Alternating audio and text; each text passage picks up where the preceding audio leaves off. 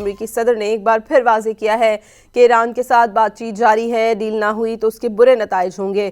White house میں media سے گفتگو میں صدر ٹرمپ کا کہنا تھا کہ وینزویلا بھیجے گئے بیڑے سے بھی بڑا بحری بیڑا ایران کی جانب گامزن ہے۔ تہران کے ساتھ اگر کوئی معاملہ طے پا گیا تو یہ بہتر ہوگا۔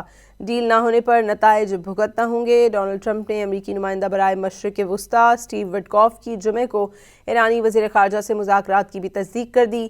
یوکرین روس جنگ سے متعلق ٹرمپ نے کہا کہ دونوں ممالک کی جنگ بندی پر کام کر رہے ہیں، جلد اچھی خبر آنے کی توقع ہے۔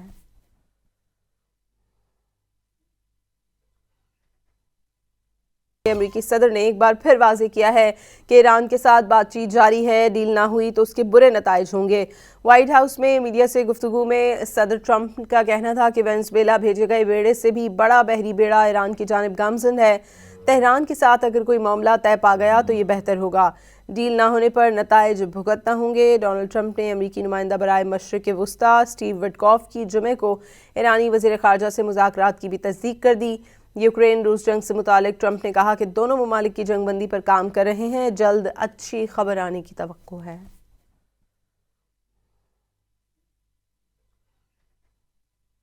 امریکی صدر نے ایک بار پھر واضح کیا ہے کہ ایران کے ساتھ بات چیت جاری ہے، ڈیل نہ ہوئی تو اس کے برے نتائج ہوں گے۔